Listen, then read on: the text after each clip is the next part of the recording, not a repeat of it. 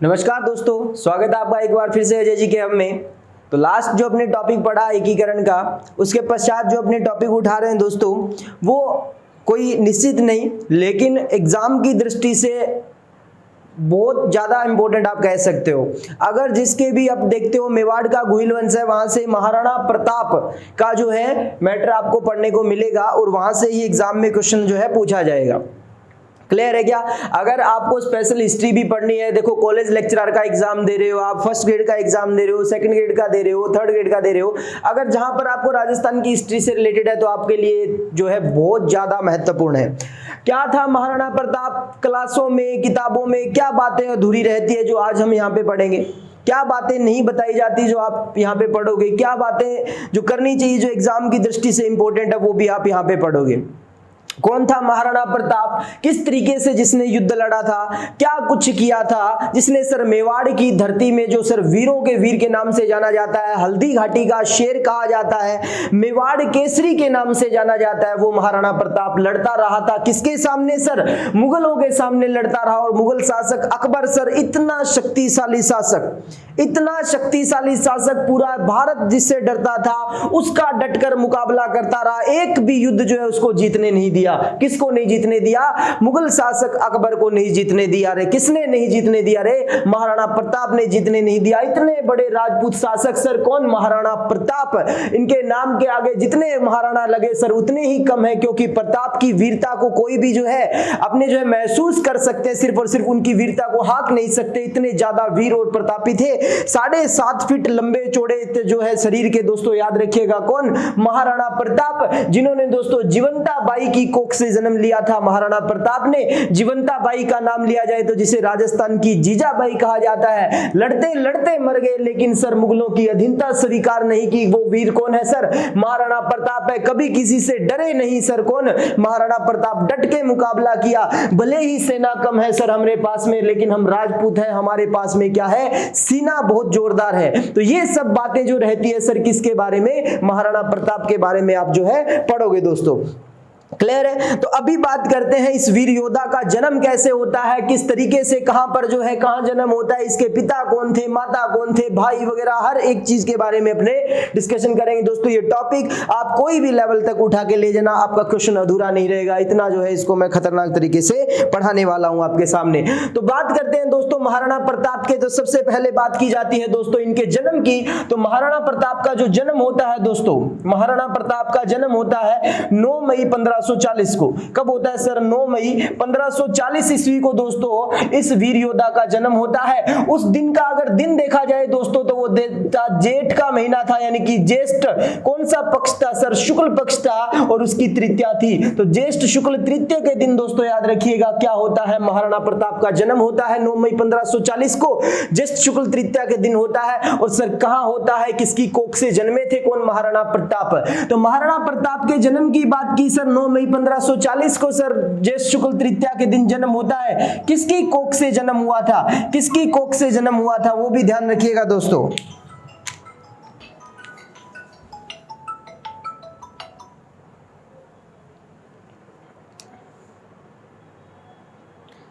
Sorry, एक minute.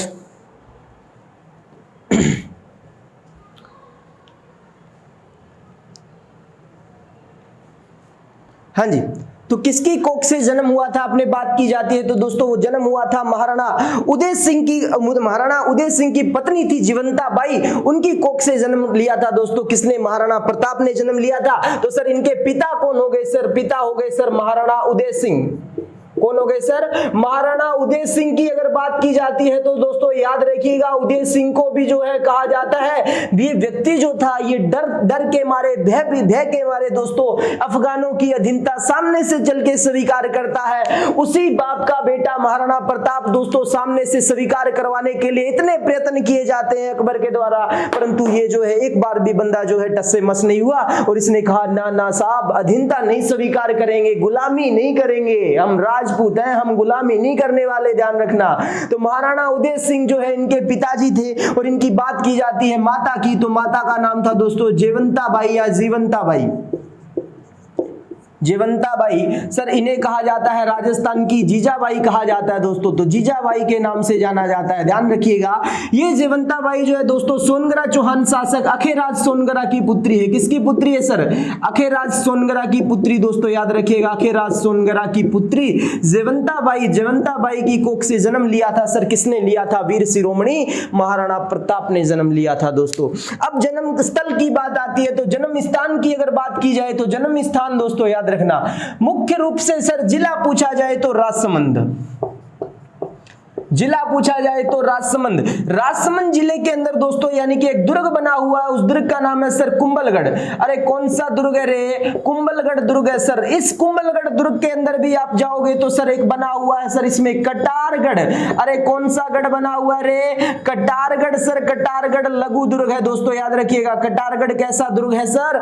लघु दुर्ग है, महाराणा कुंभा द्वारा बनवाया गया दोस्तों, जिसे कुंभा की तीसरी आंख या मेवाड़ की आंख कहा जाता है कटारगढ़, क्योंकि दोस्तों इसकी ऊंचाई जो है वो काफी है। भीलों पर निगरानी रखने हेतु मेवाड़ में दोस्तों भीलों पर निगरानी रखने हेतु कटारगढ़ का निर्माण करवाया गया था, याद रखिए दोस्तों। नेक्स्ट अबुल फजल ने कहा था नीचे से ऊपर देखने पर सिर की पगड़ी भी गिर जाए, वो किसके लिए पंक्ति बोली गई है? वो कटारगढ़ के लिए बोली गई है। और कटारगढ़ में दोस्तों जो ऊपर शिखर को बादलों को छूता हुआ महल था, उस महल का नाम था बादल महल। और बादल महल में भी अगर बात की जाए दोस्तों याद रखिएगा, इस बादल महल में अगर बात की जाए तो सर दो जो है महल बने हुए हैं सर। इस बादल महल के अंदर दो छोटे महल बने हुए हैं, एक महल का नाम है जनाना और एक महल का नाम है सर मर्दाना महल। तो सर जनाना और मर्दाना महल में से अगर बात की जाए तो जनाना महल की दोस्तों जूनी कचहरी में, जूनी कचहरी, इसके एक तरफ दोस्तों श्रृंगार भवन बना हुआ है, तो जूनी कचहरी के अंदर दोस्तों जन्म होता है सर किसका? महाराणा प्रताप का। किसका जन्म होता है दोस्तों? महाराणा प्रताप का जन्म होता है। तो देखो कितना जो है डीप जाके जो है जन्म लिया है किसने सर? महाराणा प्रताप ने।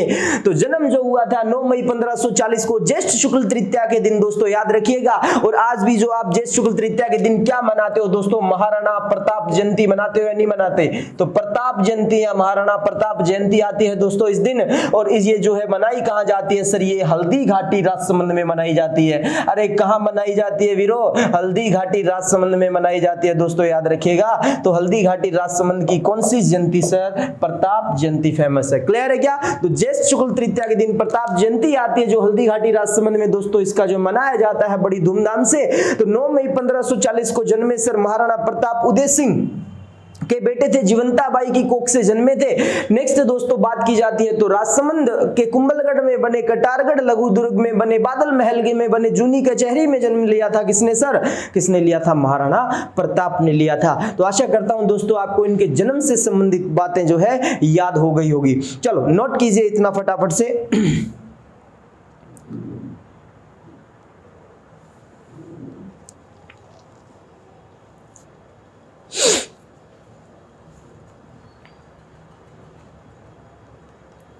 शाबाश,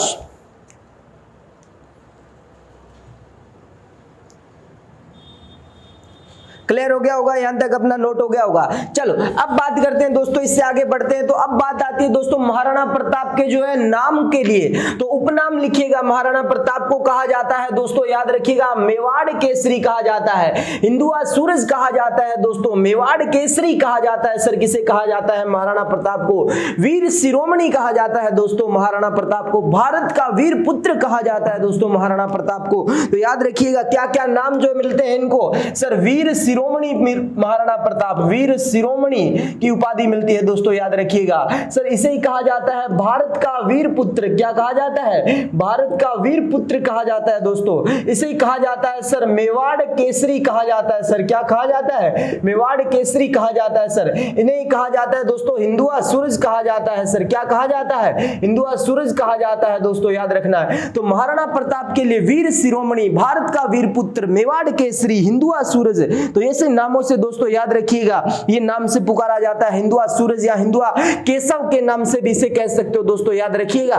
तो ये सब बातें जो है दोस्तों याद रखने वाली है सर। वीर शिरोमणि, भारत का वीर पुत्र, मेवाड़ केसरी या हिंदुआ सूरज या हिंदुआ केशव के नाम से जाना जाता है, जो कौन है? महाराणा प्रताप है दोस्तों। महाराणा प्रताप का जो बचपन था दोस्तों, बचपन, ये बचपन जो है दोस्तों वो याद रखिएगा वो कहां बीता था, भीलों के पास बीता था। तो भीलों में बीता था दोस्तों, याद रखिएगा। तो भीलों में बीता, तो याद रखना भीलों ने दोस्तों इनको क्या कहा, इनको कहा दोस्तों कीका कहा। कीका या कुका शब्द जो है दोस्तों याद रखिएगा इनके लिए जो है उपयुक्त किया था। कीका या कुका शब्द दोस्तों महाराणा प्रताप ने भीलों के लिए जो उपयुक्त किया था। और ये शब्द दोस्तों याद रखिएगा, कीका या कुका शब्द की अगर बात की जाए, गौर से सुनिएगा मेरी बात को, कीका या कुका शब्द की अगर बात की जाए तो सर इसका शाब्दिक अर्थ होता है सर बच्चे का शब्द सूचक होता है। भील जनजाति के अंदर जो है बच्चे का शब्द सूचक जो होता है दोस्तों वो यूज करती है कीका या कुका, तो शब्द सूचक। क्लियर है क्या? चलो तो देखिएगा, तो बचपन में भीलों में बीता, तो सर नाम बचपन का नाम कीका या कुका याद रखना है किसका सर, महाराणा प्रताप का। कहा जाता है दोस्तों महाराणा प्रताप के भी जिंदगी में दोस्तों 1 से 2 होने के दिन आए थे। 1 से 2 होने, सिंगल से मिंगल होने का समय आया था महाराणा प्रताप का। और सिंगल से मिंगल होने का समय दोस्तों वो आया था 17 वर्ष की उम्र में। अरे कितने वर्ष की उम्र में आया था? 17 वर्ष की उम्र में आया था दोस्तों, याद रखिएगा। और 17 वर्ष की उम्र में मतलब सर आप कह सकते हो 1557 ईस्वी में। हाँ बिल्कुल दोस्तों 1557 ईस्वी के अंदर जो है वो सर किसका जो है जन्म, सॉरी किसका जो विवाह होता है सर, तो महाराणा प्रताप का विवाह होता है दोस्तों, याद रखिएगा। बूंदी के शासक, हाड़ा शासक दोस्तों, या सॉरी हाड़ौती के शासक या बूंदी के शासक दोस्तों, याद रखना बूंदी के शासक रामरख पंवार की पुत्री, रामरख पंवार की पुत्री अजबदे से हुआ था। किससे हुआ था दोस्तों? अजबदे से हुआ था, याद रखिएगा। तो एक बार के लिए बोल के देखिएगा दोस्तों, अजबदे कौन सी पत्नी है सर किसकी? महाराणा प्रताप की। अरे महाराणा प्रताप की बहुत सी अन्य रानियां थी, जिसमें से मुख्य रानी देखा जाए तो दोस्तों अजबदे।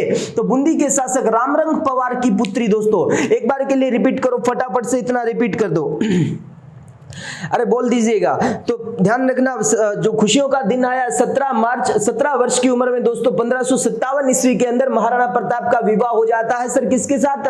रामरख पंवार की पुत्री अजबदे के साथ हो जाता है। और दोस्तों इसी अजबदे की कोख से सर जन्म लेता है 16 मार्च के दिन। तो 16 मार्च के दिन दोस्तों याद रखिएगा, 16 मार्च सर 1559 को दोस्तों जन्म होता है पुत्र का जन्म लिया। और पुत्र का नाम आपने पढ़ा होगा दोस्तों महाराणा अमर सिंह, अमर सिंह का नाम सुना होगा आपने। तो अमर सिंह प्रथम का जन्म होता है दोस्तों पुत्र महाराणा प्रताप का, जो आपके सामने दिवेर का युद्ध लड़ेगा 1582 के अंदर दोस्तों। तो उस व्यक्ति का नाम अमर सिंह प्रथम है दोस्तों, जो अजबदे की कोख से जन्म लेता है। अरे क्या मैं बोल पा रहा हूं, आप समझ पा रहे हो क्या? बिल्कुल बेसिक इंफॉर्मेशन है, लेकिन दोस्तों ये बातें हर जगह नहीं बताई जाएगी, आपको ध्यान रखना। तो वीर शिरोमणि भारत का वीर पुत्र, मेवाड़ के श्री हिंदुआ सूरज, बचपन जो है भीलों में बीता। तो कीका या कुका शब्द सूचक रहा दोस्तों, याद रखिएगा। बच्चों का शब्द सूचक दोस्तों। 17 वर्ष की उम्र में इनका विवाह होता है रामरख पंवार की पुत्री अजबदे से। और अजबदे की कोख से 16 मार्च 1559 को पुत्र अमर सिंह प्रथम का क्या होता है? जन्म होता है। नोट कर लीजिए फटाफट यहां तक।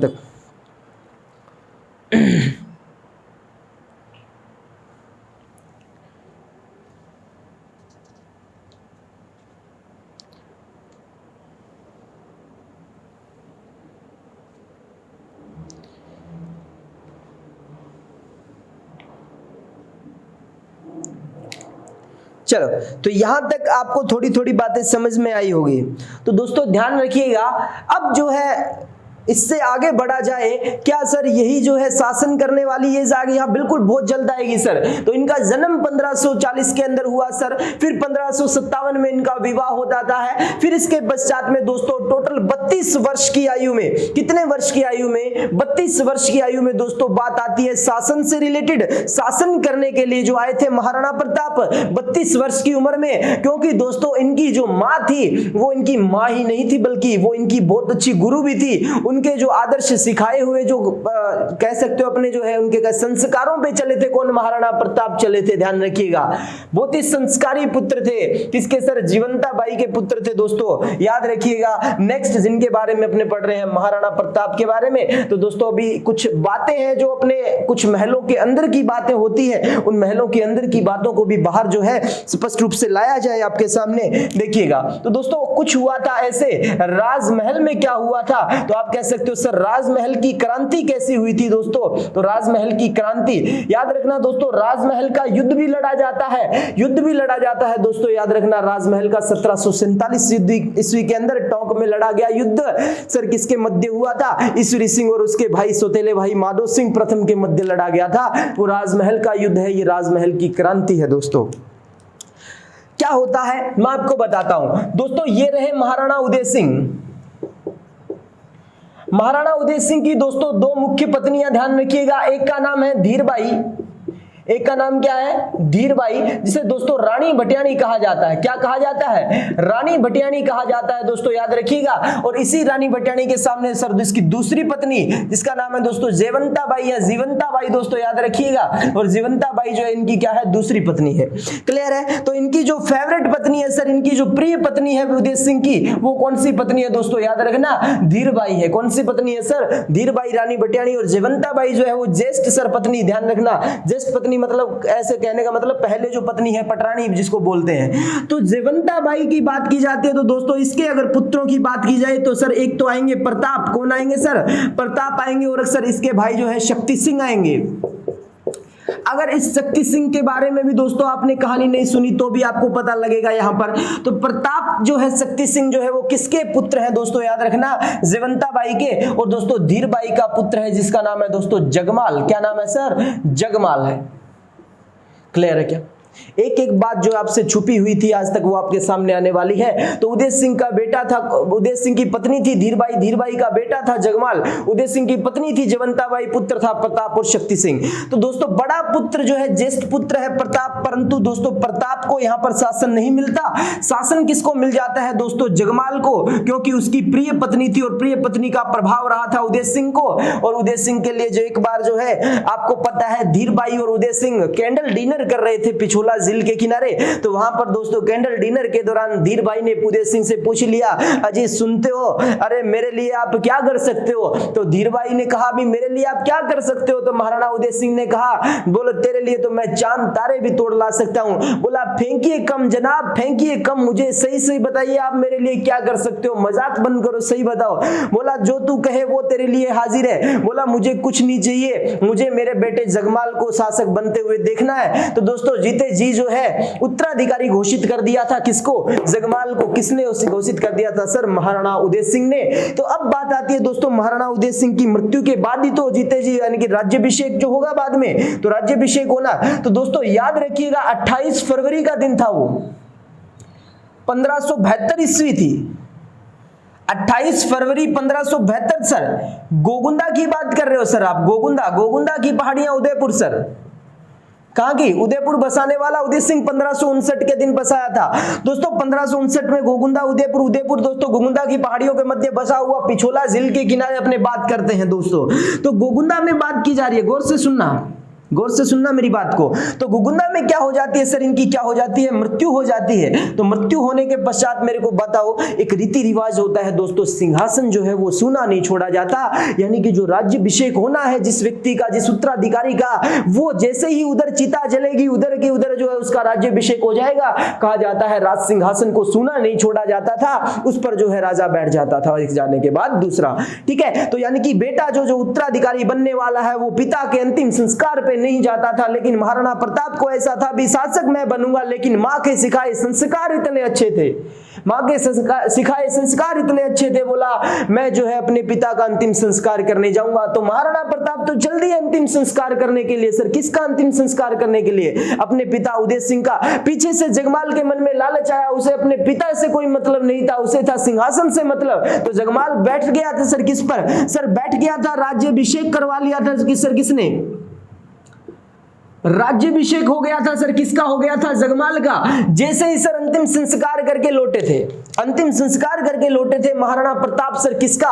सर उदय सिंह का अंतिम संस्कार करके लौटे। तो उन्होंने देखा क्या सर, जगमाल राज्याभिषेक करवा लिया है उसने, तो ये कैसा पॉसिबल हुआ, ये क्या हुआ? तो इन्होंने हाथों हाथ अपने नाना को संदेश पहुंचाया और इसके नाना का नाम अभी आप पढ़ के आए थे, अखेराज सोनगरा। और अपने ससुर को भी इनने मैसेज किया और क्या किया दोस्तों? उसमें लिखा जो है आप फटाफट फटाफट से आ जाइए, क्या मेरा भाई जो जगमाल जो सौतेला भाई जो बना है वो क्या सर इस उत्तराधिकारी बनने के लायक है? बिल्कुल नहीं है। मैं ज्येष्ठ पुत्र मैं हूं तो मैं बनूंगा क्यों? मैं कोई अपाहिज शासक थोड़ी ना हूं जो मैं शासन नहीं कर सकता। तो ये बात बोली किसने? महाराणा प्रताप ने। और इस बात को सुनकर उसके नाना और ससुर जो है दौड़े चले आए, और दौड़े चले आए तो यहां पर दोस्तों उन्होंने क्या किया? जगमाल को बोला तू गद्दी से हट जा, हमारा जो प्रताप जो है वो क्या बनेगा सर? मेवाड़ का भावी शासक बनेगा। यानी कि याद रखना उत्तराधिकारी कौन है? प्रताप है। तो ये कहते हुए दोस्तों याद रखना उसके नाना अखेराज ने अपना अंगूठा काटकर, अखेराज ने नाना दोस्तों याद रखना नाना अखेराज ने,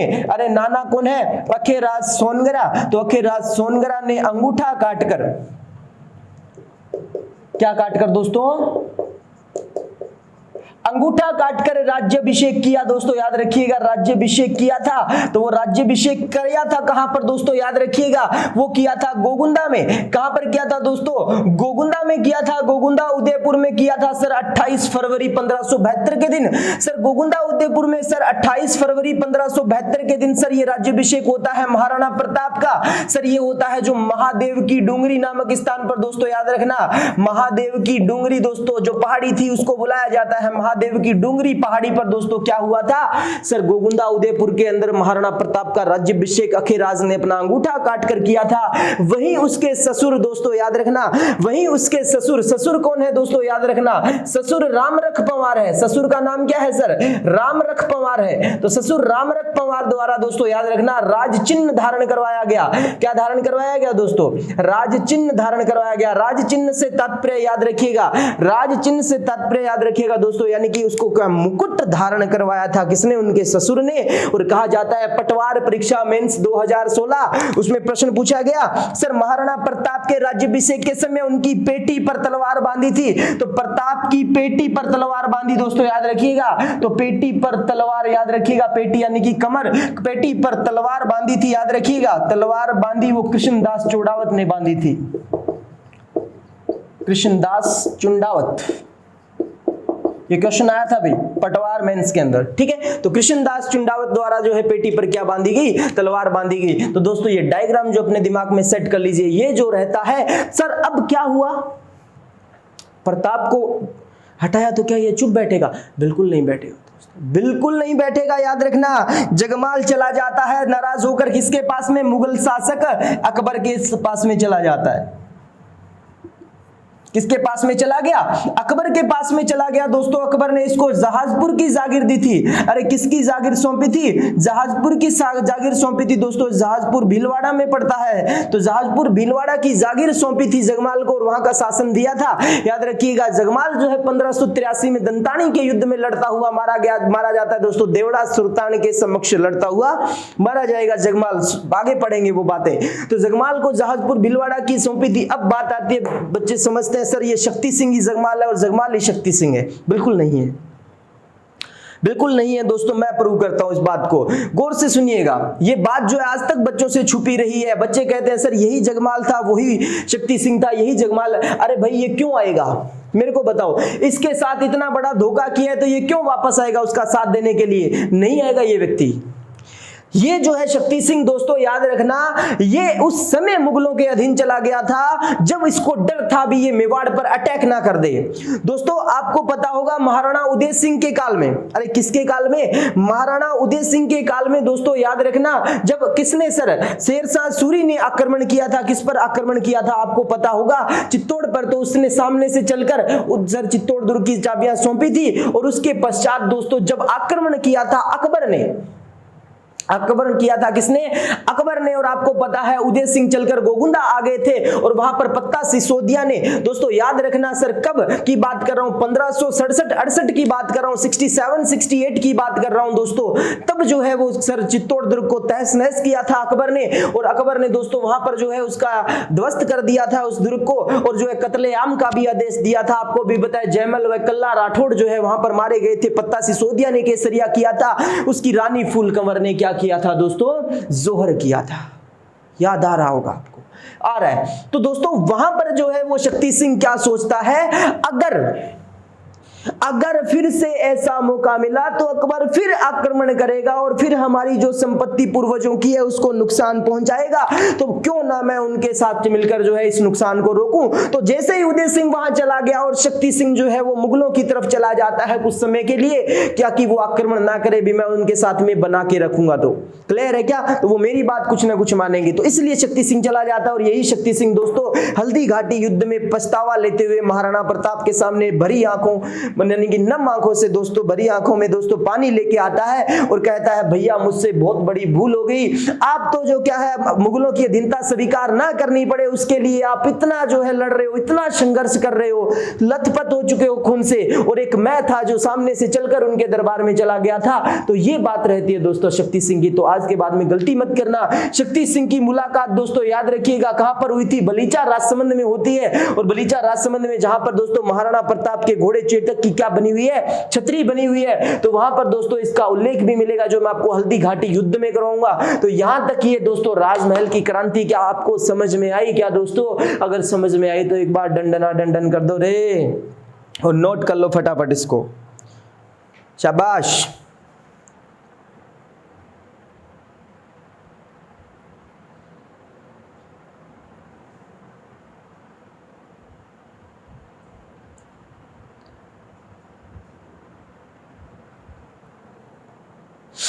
गुड गुड, नोट करो, मैं पानी पी लेता हूं इतने।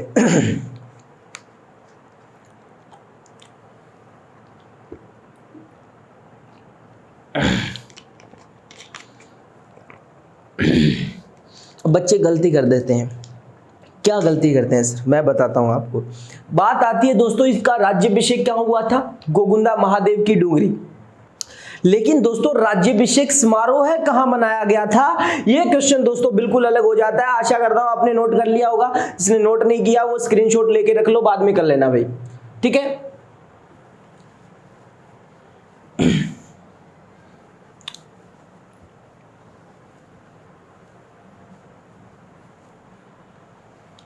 देखिएगा सर, इनका प्रथम राज्याभिषेक जो है हुआ था, यानी कि प्रथम कह लो, एकमात्र कह लो राज्याभिषेक जो हुआ था 28 फरवरी को। लेकिन सर आगे चलकर सर 2 दिन बाद जो है सर 1 मार्च को क्या मनाया जाता है सर? राज्याभिषेक समारोह मनाया जाता है। क्या मनाया जाता है? यानी कि सर महाराणा प्रताप ने सर पार्टी दी थी। अरे क्या दी थी सर? पार्टी दी थी अपने जो है राज्याभिषेक की खुशी में। तो राज्याभिषेक समारोह जो किया गया था वो कुंभलगढ़ दुर्ग में किया गया था दोस्तों। कौन से दुर्ग में किया गया था? कुंभलगढ़ दुर्ग में किया गया था। और वो किया गया था दोस्तों मार्च 1572 को।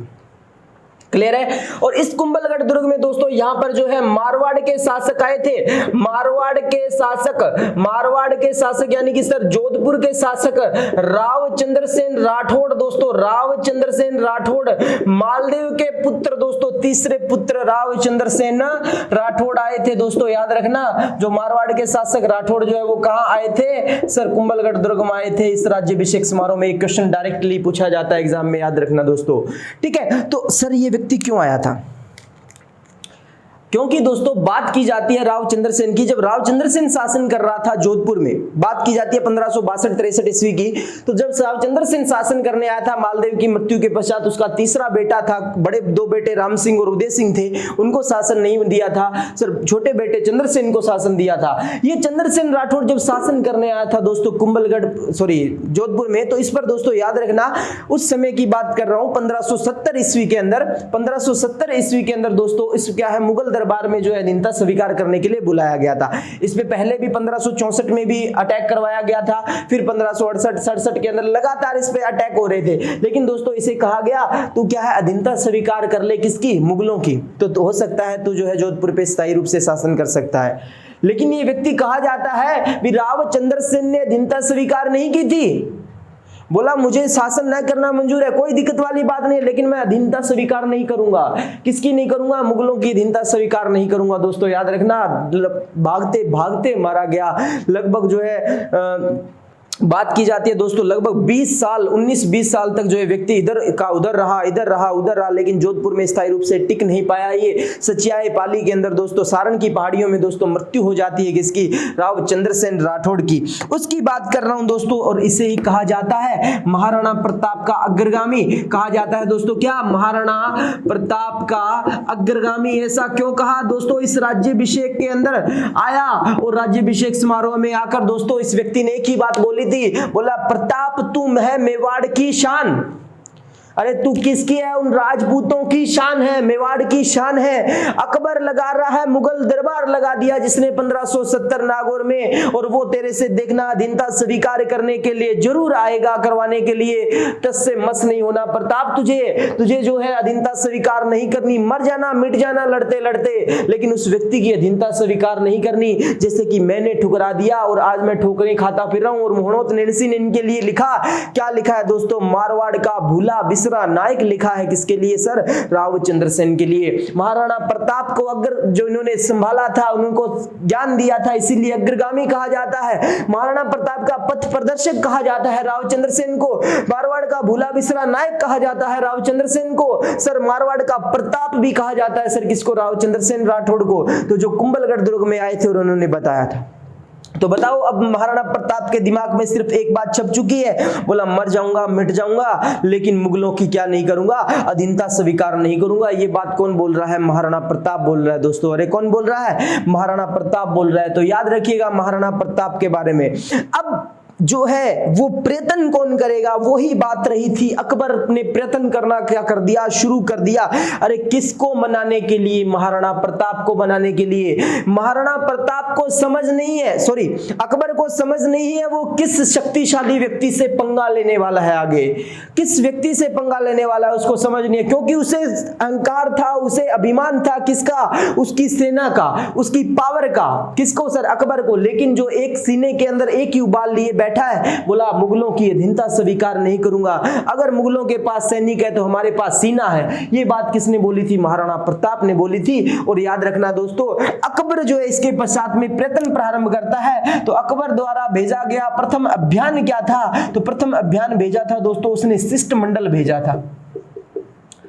क्या भेजा था, शिष्टमंडल भेजे थे दोस्तों। याद रखिएगा फर्स्ट अभियान क्या था अकबर का, वो अभियान यही था महाराणा प्रताप के खिलाफ। उसके द्वारा दोस्तों 4 शिष्टमंडल भेजे गए। अरे कितने शिष्टमंडल भेजे गए सर मनाने के लिए, 4 शिष्टमंडल भेजे गए। कौन कौन से शिष्टमंडल की बात की जाती है, तो दोस्तों अब नाम आता है जमा भट्टो। अरे क्या नाम आता है, जमा भट्टो नाम आता है। तो जमा भट्टो नाम आता है तो सर जमा से भट्टो बिठा दिया जाता है दोस्तों, याद रखना। तो जैसे आएगा जलाल खां जलाली, यही आएगा क्या, जलाल खां जलाली आएगा। गलती मत कर दियो, जलाल खां कोरची आएगा या कोची या कोरची। तो जलाल खां जलाली शेरशाह सूरी का था, जो जेतारण के युद्ध में जेता और गुम्पा के सामने लड़े थे। नेक्स्ट इसके बाद में बात आती है दोस्तों मां से मानसिंह प्रथम कछवा शासक, मानसिंह प्रथम। भय से मानसिंह का पिता भगवंत दास कछवा, ये भी सर कहां का शासक है, आमेर का। ये बेटा है उसका मानसिंह प्रथम। नेक्स्ट इसके बाद में सर जाता है अंतिम शिष्टमंडल टोडरमल, नवरत्नों में शामिल अकबर का दरबारी। ठीक है, तो चारों व्यक्ति गए सर। कैसे याद रखना है बोलो, 1 72 3 73, 1 72 3 73, 1 72 3 73। तो याद रखना दोस्तों नवंबर 1572 में गया था कौन सर, जलाल खां गया था। मानसिंह गया था सर जून 1573 में। नेक्स्ट बात आती है 3-3 महीनों की 73, 3-3 महीनों का गैप कर दो, फिर जाएगा सितंबर 1573 में और फिर जाएगा दिसंबर 1573 में। तो 1 72 3 73, 1 72 3 73, 1 72 3 73। तो ये दोस्तों 4 शिष्ट मंडल जो आपको याद रखने हैं। तो पहला कब गया, दूसरा कब गया, तीसरा कब गया और चौथा कब गया।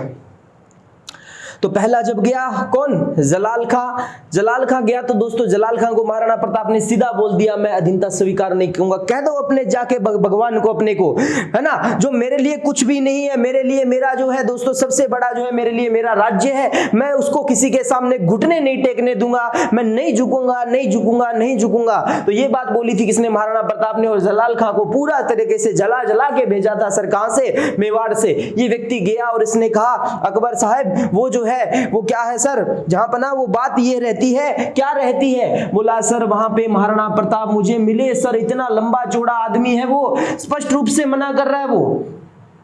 जलाल खान ने बोल दिया। उसके बाद में मानसिंह वो बात खड़े पास में सुन रहा था, बोला साहब आज तक जो है ऐसा कोई शासक नहीं हुआ राजपूताना में जो हमारे खिलाफ आवाज उठा सके, मेरे को जाने दो आप।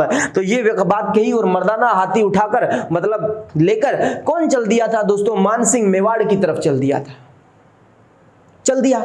अब आया धीरे धीरे धीरे धीरे, आपको पता हाथी घोड़ों पे आते होते थे पहले, सेना लेके कहा जाता है दोस्तों शाम के जो 4-5 बजे का समय था, और कहा जाता है दोस्तों दो कथन मिलते हैं, कर्नल जेम्स टोड कहता है उदय सागर झील की पाल पे मिला था, और कुछ जो है अबुल फजल कहता है, अबुल फजल क्या कहता है दोस्तों, वो कहता है भी जो है गोगुंदा उदयपुर के अंदर जो है उनकी मुलाकात होती है। किसकी मुलाकात सर, तो कहा जाता है दोस्तों उदय सागर झील के किनारे जो आया मानसिंह, तो मानसिंह की खबर सुनकर महाराणा प्रताप ने अपने बेटे किसको सर, अमर सिंह राठौड़ को भेजा था।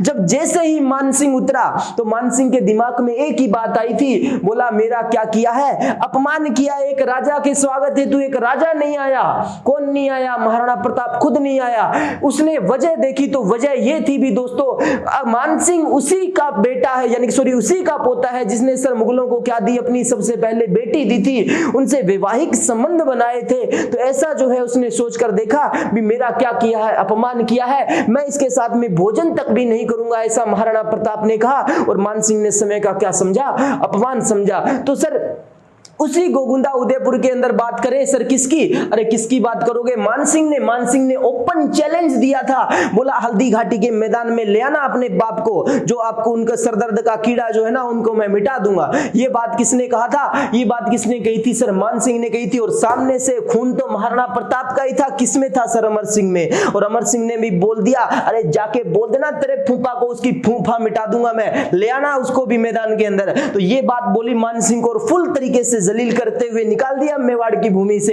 किसने, महाराणा प्रताप ने। ठीक है, नेक्स्ट इसके बाद में सर मानसिंह दरबार में गया, दरबार में गया, आपको पता है शो ऑफ दिखाना पड़ता है, दिखावा ज्यादा।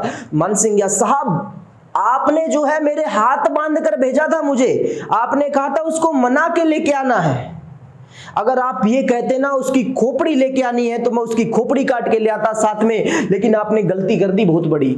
मानसिंह कह रहा है किसको, अकबर को, बोले ठम जा बेटे, इतना तत्ता नहीं खाते। बाप खड़ा था पास में, बेटा ताती खीरू मुंह बढ़ जाए क्या बस, बोला मैं मेरे को जाने दे। अब भगवंत दास कहता है साहब मैं जाता हूं। तो अकबर ने भी सोचा भी चलो बेटा था, बेटे से गरम धूम था, बाप को जाने दो, कोई शांति से बात करेगा। अब बाप गया, भगवंत दास जो है गया, और वहां जाकर इसने भी मनाने का प्रयास किया, लेकिन दोस्तों महाराणा प्रताप ने लास्ट वार्निंग देके भेज दी इसको, बोला अब की बार अगर कोई आया ना मनाने के लिए मैं तोड़ूंगा। किसने कह दिया, महाराणा प्रताप ने बोल दिया। भगवंत दास भी यहां से नाराज होकर जो है चले जाते हैं वापस। इस बात का गुस्सा जो है वो अकबर को बहुत ज्यादा आता है। अकबर कहता है यार ऐसा क्या इंसान हो गया, 3-3 शिष्टमंडल भेज दिए, एक भी टस से मस नहीं हो रहा। मतलब लास्ट जो है वो वार्तालाप जानने के लिए, महाराणा प्रताप का ख्यालात जानने के लिए एक विशेष व्यक्ति को भेजा था, अपने दरबारी टोडरमल को भेजा था सर, किसने, सर अकबर ने भेजा था। अब महाराणा प्रताप के पास में मिलने के लिए कौन जा रहा है, टोडरमल जा रहा है दोस्तों। अरे कौन जा रहा है, टोडरमल जा रहा है। टोडरमल जाके सर दरबार के अंदर शामिल होता है सर किसके, महाराणा प्रताप के, और महाराणा प्रताप को देखता है तो यहां से शुरू करता है तो ऊपर तक जाके महाराणा प्रताप समाप्त होते हैं। बोला टोडरमल तो छोटा सा, और महाराणा प्रताप 7.5 फीट, ये लंबे चौड़े, ये तलवार, ये भाला हाथ में, और पूरा का पूरा जो है दीवार की तरह खड़ा महाराणा प्रताप। बोला क्या बात है, आपको कितनी बार मैंने समझा दिया है, आप क्यों नहीं मान रहे हो, ये बात कौन कह रहा है, महाराणा प्रताप कह रहा है। बोला साहब देखो बात ये है, मैं तो हूं जी नौकर। टोडरमल कौन कह रहा है, बोलो साहब मैं हूं नौकर, मन्ने की कोगा कोई फायदो को नहीं, मैं तो मेरी नौकरी करना आयो थे, बता दो भी थारो जवाब क्या है, हाँ है या ना है। बोला आपका जवाब क्या है, हाँ है या ना है वो बताओ और मैं तो यहाँ से खिसक लूंगा।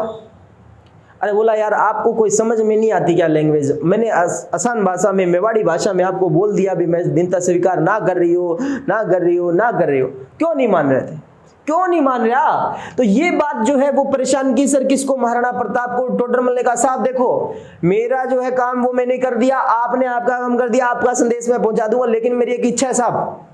बोला क्या इच्छा है तेरी, बोल। महाराणाओं के दरबार में आया तो तेरी इच्छा पूरी की जाएगी। तो बोला साहब इच्छा ये भी मैं मेवाड़ घूम लूं। बोला घूम ले। तो इसने भ्रमण किया और गया, 2-3 दिन तक रुका था, रुकने के पश्चात वापस ये जो है चला जाता आगरा की तरफ और वहां पे जाके अकबर के सामने पेश होता है और अकबर को बड़ी गहनता से देख रहा है, ऐसे दीवार के साथ में जो है कंधा लगा के बोला अकबर को देख रहा है, ऐसे स्टाइल से देख रहा है अकबर सामने से। बोला टोडरमल क्या बिहेव है ये आपका, क्या बर्ताव है ये आपका।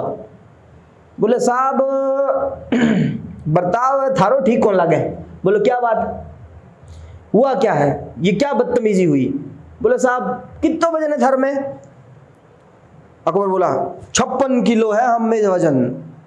बोले साहब बिंगने 81 किलो को बालो है और वो फेंका नहीं जब 56 मीटर दूर जाके पड़ा है, देख लो थारा हट बच्चा का कौन बच्चा है। बोलो कट्ठे पंगा लेने ला रहे हो थे, क्यों पंगा लेने ला रहे हो, बिंगो कवच जीतो थार में वजन को नहीं, ठीक है। बोलो 1.5 क्विंटल का तो कवच पे रहे महाराणा प्रताप, ठीक है, मणमण की तलवार है बांगने, 80 किलो को भालो है, थारो दिमाग खराब है कि कट्ठे चलने ला रहे हो। बोले टोडरमल ने स्पष्ट मना कर दिया अकबर को। अकबर को आया गुस्सा, अकबर कहता चलो मैगजीन फोर्ट में तैयारी करेंगे, किसकी, नृत्य की, डांस की। डांस की नहीं करनी थी, हल्दी घाटी युद्ध की करनी, वो तो मैं मजाक कर रहा हूं, अब सीरियसली ले जाते हो बहुत जल्दी। तो जलाल खां कोची जो है पहला शिष्टमंडल गया था, दूसरा शिष्टमंडल की बात आती है दोस्तों मानसिंह गया था, तीसरा भगवंत दास गया था और चौथा टोडरमल गया था। 172 3 73, तो तीनों देखो 73 में आए हैं। 1 नवंबर में फिर 3-3 महीने का गैप चलना, जून से सितंबर, सितंबर से दिसंबर के अंदर। इसके अंदर दोस्तों अबुल फजल क्या कह रहा है, अबुल फजल आपको कह रहा है भी सर इनकी मुलाकात जो है, अबुल फजल के अनुसार जो है मुलाकात कहां पर होती है, याद रखिएगा मुलाकात होती है दोस्तों, याद रखना गोगुंदा में होती है। कहां होती है, गोगुंदा में। और इसमें याद रखना है दोस्तों कर्नल टॉड के अनुसार, कर्नल टॉड के अनुसार जो ये मुलाकात होती है दोस्तों, ये होती है उदय सागर झील के किनारे, उदय सागर झील की पाल पर मुलाकात होती है। तो दोस्तों ये 4 शिष्टमंडल जो महाराणा प्रताप को और इसके बाद में दोस्तों जो इतिहास का दर्दनाक भयंकर युद्ध जो हुआ है मेवाड़ का, हल्दी घाटी का युद्ध दोस्तों, आज जिसे इतिहास में दोस्तों अमीर शिरोमणि महाराणा प्रताप को जाना जाता है, उसे हल्दी घाटी का शेर कहा जाता है। एक चीते के समान, एक शेर के समान लड़ा था महाराणा प्रताप। एक एक जो राणा था वो 5-5 मुगलों को जो है इस तरीके से निशाना बना रहा था भी 80,000 की सेना पर भी महाराणा प्रताप की 15,000 की सेना भी भारी पड़ जाती है दोस्तों, और युद्ध को जीतने नहीं देती। भले ही महाराणा प्रताप घायल होकर युद्ध भूमि से बाहर निकल जाते हैं, क्योंकि दोस्तों सच्चा जो राजा जो है, ईमानदार जो राजा है और दिमागी जो राजा है वो यही है जो संकट से संकट को निकालते हुए खुद संकट से बचे। ध्यान रखना वो राजा होता है। और यही जो है तरकीब किसने ली, महाराणा प्रताप ने। उन्होंने देखा भी युद्ध भूमि में अपना घोड़ा चेतक भी जो है वो क्या हो चुका है, घायल हो चुका है, और युद्ध भूमि में चेतक भी घायल हो चुका था, और इधर महाराणा प्रताप को भी तीर लग चुके थे। घायल अवस्था में दोस्तों वो युद्ध नहीं लड़ सकता था। इसको देखते हुए महाराणा प्रताप ने युद्ध भूमि से बाहर जाना उचित समझा। बोला जान है तो जहान है, फिर जीत लेंगे युद्ध, कोई दिक्कत वाली बात नहीं है। तो महाराणा प्रताप जो है निकलते हुए चले गए दोस्तों कोल्यारी की तरफ, और कोल्यारी में जाकर जो है इन्होंने अपने घायल सैनिकों का क्या किया था, इलाज किया था। तो हल्दी घाटी युद्ध को दोस्तों देखना ना भूलना। अगले पार्ट में जो आपके सामने बहुत ही खतरनाक तरीके से लेके आने वाला हूं। अगर ये पार्ट आपने देखा होगा दोस्तों, इस पूरे पार्ट के अंदर मैंने 1 मिनट भी अपना जोश टूटने नहीं दिया। कारण क्या है दोस्तों, पढ़ने का जज्बा होना चाहिए। ऐसे ऐसे महाराणाओं के बारे में ऐसी ऐसी बातें पढ़ते हैं तो दोस्तों खून खोलता है उनको देखते हुए। क्लियर है क्या? तो आप भी दोस्तों इनको देखकर, इनकी बातों को सीखकर एग्जाम में जो है वो सर क्या है मोटिवेशन प्राप्त कर सकते हो एग्जाम के लिए भी। वो इतने कर सकते हैं तो हमें तो घर पे बैठे एसी कूलर के आगे बैठ के पढ़ना ही तो है। उन्होंने इतना संघर्ष किया है, क्या हम इतना सा नहीं कर सकते उनके सामने? तो ये मैं इस देख के मोटिवेट होना है खुद को। और नेक्स्ट जो है पार्ट इसके सामने हल्दी घाटी का युद्ध जो आएगा वो नेक्स्ट पार्ट में आएगा दोस्तों। अगर ये वीडियो अच्छी लगी है तो दोस्तों शेयर और लाइक करने में किसी प्रकार की शंका ना करें और ज्यादा से ज्यादा लाइक शेयर करें दोस्तों। और टेलीग्राम चैनल को भी जरूर ज्वाइन करें ताकि वहां पर जो भी लिंक वगैरह आता है, जो भी जानकारी होती है क्लासेस से संबंधित, मैं वहीं पे डालता हूं। और जैसे ही वीडियो खत्म हो जाती है इसके बाद में पब्लिक कमेंट में जाके दोस्तों वीडियो के बारे में अपने कमेंट दिया करो। नेक्स्ट जो है अपने मिलते हैं अगली क्लास में। आज के लिए बहुत बहुत धन्यवाद। खुश रहो, घर पे रहो, सुरक्षित रहो।